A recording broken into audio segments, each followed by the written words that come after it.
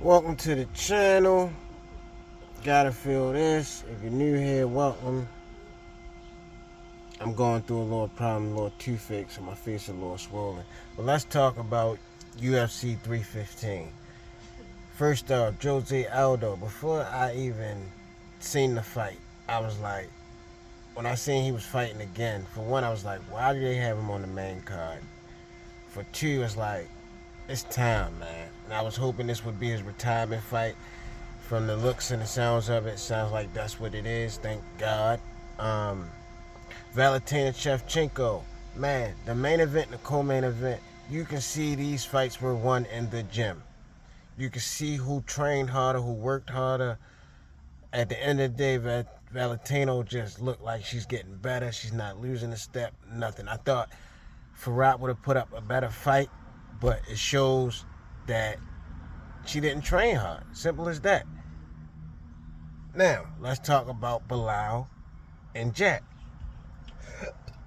The reason why I say both of those fights were won in the gym is because after like round 3, which, Babal looked gassed. Like he was tired. I mean, it could have been because of the whooping he was taking, for one. But these are the championship rounds. When you're a champion, these are the rounds that you're supposed to step up the most. Be the best at when you're the champion. Jack showed that. He showed that he was ready for the championship round, especially in the 5th. He pulled it all the way out. There was no question about it. And, that's where championship fights are won, in the championship rounds most of the time. You might split 1, 2, 3, and 4, and usually it comes down to the 5th round, and Jack left no questions that he won that fight. And I'm going to try to put this clip in here, but I said this when Babal won the title, or even after Leon won the title. The welterweight division is wide open right now. I mean, that title can switch hands at least every other fight, or every fight from this point forward, since Leon has lost it. And I'm not surprised that Jack won it. We still got Rakhmonov. We still got the number 1 contender in Sean Brady. But what I don't think, Rakhmonov is injured, so it's okay. He could take his break. But Sean Brady, him sitting back waiting for a title shot, is never the thing to do for anybody. For one, long layoffs never seems to pan out for anybody except for John Jones. But long layoffs never seem to work for anybody. And you sitting back hoping for your title shot. This is the UFC, man. They're already talking about Jack Delamain fighting Islam, which I don't like. But if Islam is coming up, he deserves that title shot. I don't think Islam probably defended the title against one lightweight since he been there. Horrible, man. And Jack just became the champion. He's been on a great streak and he's been doing well, but if Islam has no other choice but to move up, then cool. But I think, to respect to the other guys that put in plenty of work, I think Islam should fight one of those guys first. Hopefully a Sean Brady instead, because like I said, waiting and toying around and hoping for your title shot. Look at Tom Aspinall. I mean, look how many times this has happened to fighters.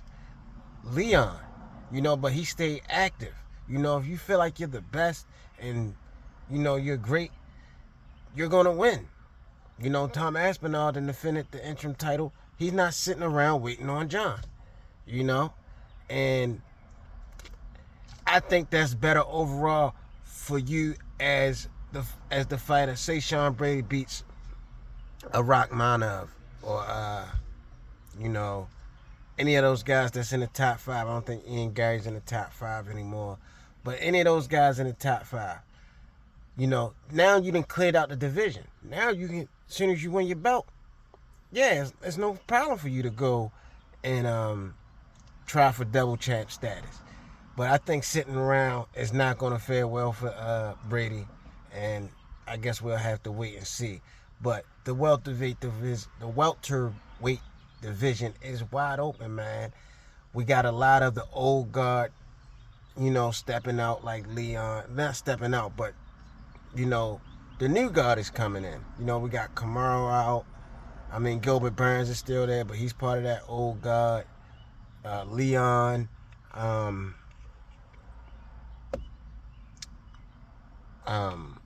Vicente Luque. It's a couple guys that's part of that old guard. But the new guard, we got Sean Brady, Jack, Rachmanov, and all those guys are bunched together. Ian Gary, and it's like all these guys have specific skill sets that can fare well for one or another in different ways. These matchups are so crazy.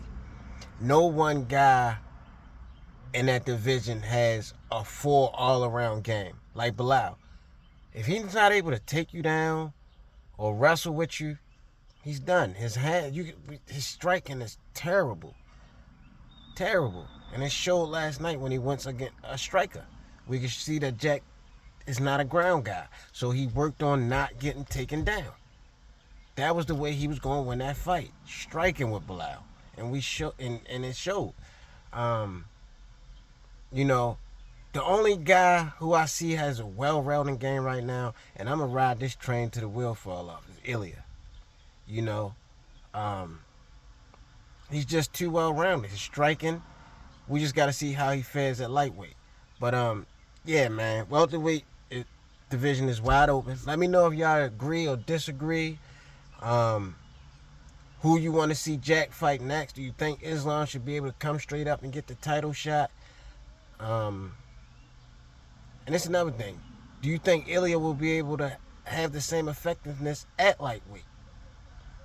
I guess we'll just have to wait and see. But yeah, let me know what you guys think, man.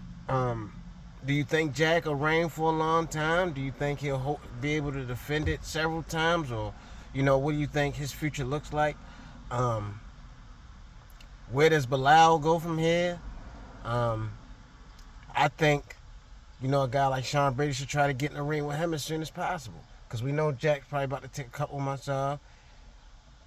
Well, so is Babal. But I think Sean Brady should get in the ring as soon as possible. If Islam wants to come up, I think he should push for that fight. Because that's a bigger name than Jack.